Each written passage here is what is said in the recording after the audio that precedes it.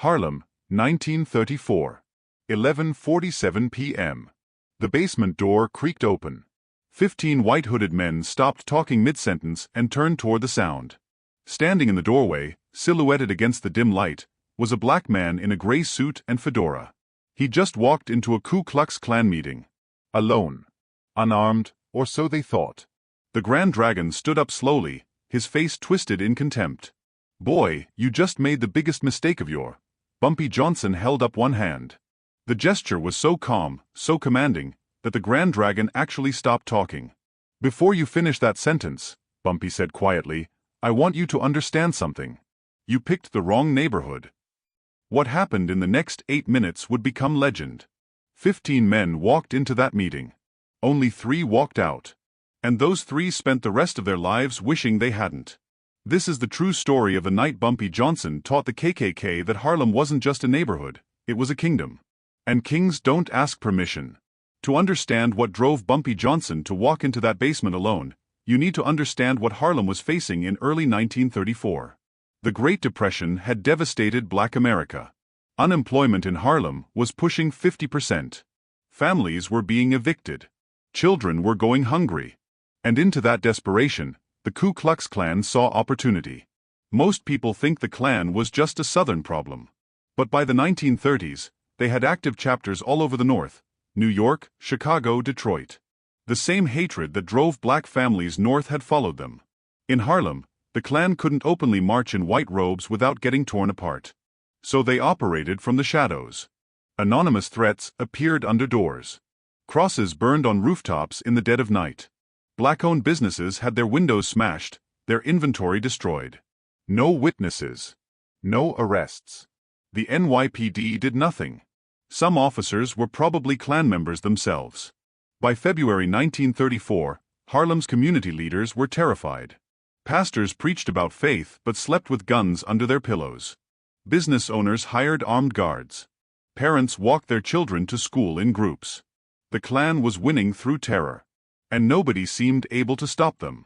Nobody except Bumpy Johnson. Ellsworth Bumpy Johnson was 28 years old in 1934. He'd spent almost a decade in Harlem, working his way up from street enforcer to becoming one of the most respected operators in the illegal numbers racket. But Bumpy was different from other gangsters.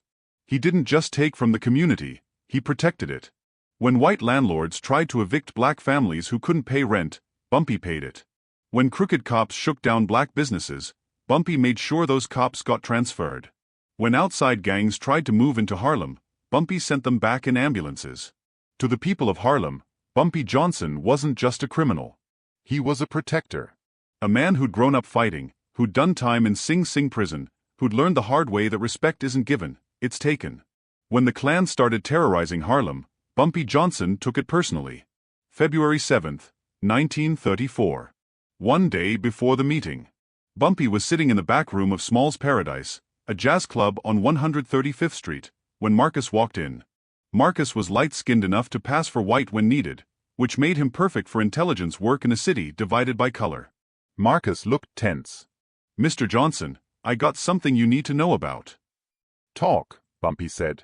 "I've been following that Klansman like you asked. William Hawkins. Tonight he met with others. White men in expensive cars. They went into that abandoned warehouse near the Harlem River. I counted 15 men going in." Marcus pulled out a notebook. "License plates from Connecticut, New Jersey, the Bronx. These aren't local boys. This is organized." "What did they bring in?" Bumpy asked. "A wooden cross, 6 feet tall. Gasoline cans. And everyone was armed. Mr. Johnson, they're planning something big." Bumpy sat in silence for a long moment, his mind working through the implications. The Klan wasn't just threatening anymore, they were preparing for action. Churches, businesses, maybe even homes. He handed Marcus $200. "You did good work. But now you forget everything you saw. Understand?" After Marcus left, Bumpy's closest associates offered to come with him, to bring guns and men. Bumpy refused. "This ain't about firepower," he said quietly. "This is about sending a message. And that message needs to come from one man. Me." His lieutenant, Illinois Gordon, tried to argue. "Bumpy, You're talking about walking into a room with 15 armed Klansmen. They'll kill you before you can blink. Bumpy smiled that cold smile that made people uncomfortable. They're not expecting me at all. And that's why I'm walking out and they're not. February 8, 1934. 11:30 p.m. Bumpy Johnson walked through Harlem streets alone. He wore a gray wool suit, a black fedora, and a long coat that concealed what he carried underneath. The temperature had dropped to 28 degrees. His breath came out in clouds. As he walked east toward the river, the neighborhood changed. The vibrant storefronts of central Harlem gave way to darker, emptier streets, closed factories, abandoned warehouses, the industrial wasteland where Harlem met the Harlem River. He reached the warehouse at 11:35. It was a 3-story brick building, a former textile factory abandoned during the Depression. Far enough from busy streets that screams wouldn't carry. Close enough to the 145th Street Bridge that white men could escape to the Bronx if needed. Perfect for cowards planning terror. Bumpy circled the building once, noting the details. 2 expensive cars, Buicks and Cadillacs, parked in the alley. Connecticut and New Jersey plates, just like Marcus said. The front entrance was boarded up. The loading dock door in back was slightly ajar. At 11:45, Bumpy adjusted his fedora and walked to that door. He didn't knock. He simply pulled it open and walked inside. The basement was lit by kerosene lamps. 15 men in white robes and hoods stood around a wooden table covered with maps of Harlem. In the corner sat a wooden cross, 6 feet tall, waiting to be carried out and burned. They were in the middle of planning. The Grand Dragon, Robert Garrison, a businessman from Connecticut, was pointing at the map, assigning targets. Thompson, you take the church. Wait until their Wednesday service. He stopped mid-sentence. Bumpy Johnson was standing in the doorway. The room went silent. 15 white hoods turned toward that door. These men had been so careful. They'd chosen an abandoned building where nobody went at night. They'd posted no guards because who would think to look for them here? And yet somehow, impossibly, a black man in a gray suit was standing there, looking at them like he owned the place. Garrison recovered first. He pulled back his hood, revealing a thin face with wire-rimmed glasses. Boy, you just made the biggest mistake of your. Bumpy held up one hand, stopping him. Before you finish that sentence, I want you to understand something. You picked the wrong neighborhood. A younger Klansman reached for the pistol on his hip. Bumpy didn't flinch. You pull that gun, you better use it. Because if you don't kill me with the first shot, you won't get a second. The young man's hand froze. Garrison tried to regain control. There's 15 of us. One of you. Even if you have a gun under that coat, you'd be dead before you could draw it. Turn around and walk out that door. Bumpy tilted his head. See, that's where you made your mistake. You assumed I came here to negotiate. He took 3 slow steps into the room, hands visible and empty. You've been terrorizing my neighborhood for months. Burning crosses, breaking windows, threatening families. You thought we were too scared to fight back. You thought because you're white, because you have hoods and guns, you could do whatever you wanted. Another step. You were wrong. What happened next was brutal, efficient, and terrifying. A heavy-set Klansman with a southern accent stepped forward. We don't need to listen to this. Let's just kill this uppity. He never finished the sentence. Bumpy moved with calculated precision. One punch to the throat, crushing the windpipe. The man went down gasping, choking on air. The young Klansman finally drew his gun, but his hands were shaking. The shot went wild, punching a hole in the brick wall. Bumpy grabbed a kerosene lamp from the table and hurled it. Glass shattered against the young man's chest. The kerosene ignited. The man screamed, dropping his gun, trying to pat out flames spreading across his robe. The room erupted into chaos. 15 men trying to draw guns, trying to rush Bumpy, trying to escape through the only door, which Bumpy was now blocking. But they didn't know what Bumpy knew. He'd grown up fighting. Not street fights, prison fights in Sing Sing, where second place meant dead. Old-timers had taught him that fighting wasn't about strength. It was about leverage, timing, and brutality applied to vulnerable spots. Throat, eyes, knees, groin. Garrison tried to rally his men. Spread out. Surround him. Bumpy grabbed the wooden cross from the corner, 6 feet of solid oak. He swung it like a baseball bat. The cross connected with Garrison's head with a sound like a watermelon splitting. Garrison went down and didn't get back up. 3 Klansmen rushed him at once. Bumpy used the cross as a spear, driving the pointed end into the first man's stomach. He swung it around, catching the second man across the face. The third man grabbed Bumpy's coat. Bumpy dropped the cross, pulled a straight razor from his pocket, and opened the man's face from eye to jaw. The kerosene fire was spreading. Smoke filled the basement. The remaining Klansmen coughed and stumbled, trying to see through the chaos. Bumpy moved through that smoke like he could see through it, because he'd memorized the room's layout before the fire started. One by one, the Klansmen went down. Some from Bumpy's fists. Some from friendly fire as panicked men shot at shadows. Some from smoke and flames.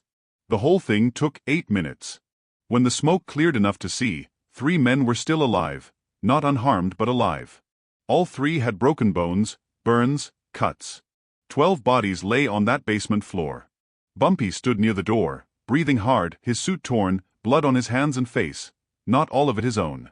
He walked over to the survivors and knelt beside the closest one, a man whose hood had fallen off, revealing a face that couldn't have been more than 25 years old. "What's your name?" Bumpy asked quietly. The man was crying. "Patrick. Patrick Murphy." "You from around here, Patrick?" "Bronx." "You got family?" Patrick nodded, still crying. Bumpy grabbed him by the collar and pulled him close. "Then you go home to them tonight. And you tell every Klan member you know what happened here. You tell them Bumpy Johnson walked into a meeting of 15 men and walked out alone. You tell them what happens when you terrorize Harlem." He released Patrick, who scrambled toward the exit. Bumpy turned to the other 2 survivors. "Same goes for you. Get out. Spread the word. The Klan's not welcome in Harlem. Not now. Not ever." The 3 men crawled, stumbled, and dragged themselves out of that burning building. Bumpy followed slowly, looking back one last time at the 12 bodies, at the burning cross that had been meant to terrorize Harlem's families, at the maps and plans that would never be executed. He walked out into the cold February night, leaving the building to burn behind him. By morning, the warehouse was a smoking ruin. Firefighters found 12 bodies in the basement. The NYPD sent detectives. They questioned the 3 survivors in the hospital. Patrick Murphy and the others gave vague stories. "We don't know who attacked us. It was too dark. Everything happened so fast." But the detectives found white robes, Ku Klux Klan literature, maps of Harlem with black churches and businesses marked, and the wooden cross half-burned. The lead detective, Sullivan, sat in the police captain's office with his report. 12 dead white men, all Klan members, killed during an illegal meeting where they were planning terrorist attacks against Negro civilians in Harlem. The captain read the report slowly. "What are you recommending?" Sullivan knew what he was being asked. "If we investigate further, this becomes public. Newspapers will report that the Ku Klux Klan was operating in New York. That's a scandal. City Hall won't like it. It'll make us look bad." The captain picked up the report and dropped it in his desk drawer. "Accidental fire. Illegal gathering of vagrants. No arrests. Case closed." And that's how 12 Ku Klux Klan members died in Harlem and nobody was ever charged, because the NYPD decided a scandal about the Klan was worse than letting a killer walk free. Especially when that killer had done what the police should have been doing all along, protecting Harlem from terrorists. The 3 survivors kept their promise. They told everyone what happened. Within a week, the Klan's operations in Harlem stopped completely. No more threats. No more burned crosses. No more broken windows. The white-hooded cowards who'd terrorized the neighborhood from the shadows decided Harlem was too dangerous for them. Because Bumpy Johnson had taught them something they'd never learned before: black people could fight back. And when they did, the Klan bled the same as anyone else. The night of February 8, 1934 became legend in Harlem. People told the story for decades about the night Bumpy Johnson walked into a Klan meeting alone and walked out alive while 15 white men didn't. But the story meant different things to different people. To Harlem's families, it meant protection. It meant someone was willing to fight for them when nobody else would. To other criminals, it meant respect. It meant Bumpy Johnson wasn't just another gangster, he was a man willing to die for his principles. To white people who thought they could come into black neighborhoods and do whatever they wanted, it meant fear. It meant there were consequences for terror. Years later in the 1960s, A reporter asked Bumpy about that night. Asked him if the story was true, if he really walked into a Klan meeting alone. Bumpy smiled that same cold smile. Let me tell you something about respect. You don't get it by asking nicely. You get it by making it clear that disrespecting you costs more than people are willing to pay. So yes, I walked into that meeting. And yes, most of them didn't walk out. Because they came to Harlem to spread fear, and I taught them what real fear looks like. The reporter asked if he had any regrets. Bumpy's expression didn't change. Only one. I wish I could have sent a clearer message. But 3 survivors were enough to spread the word. The Klan learned that Harlem wasn't afraid of them. They should have been afraid of Harlem. February 8, 1934. 15 men walked into a basement wearing white hoods, carrying guns, planning to terrorize innocent families. One man walked in after them. No hood. No army. Just his fists, his rage, and his absolute refusal to let his community be terrorized. 8 minutes later, 12 men were dead. 3 crawled out to spread the warning. And Bumpy Johnson walked back into the heart of Harlem, where his people were sleeping safely because of what he'd just done. That's not just a gangster story.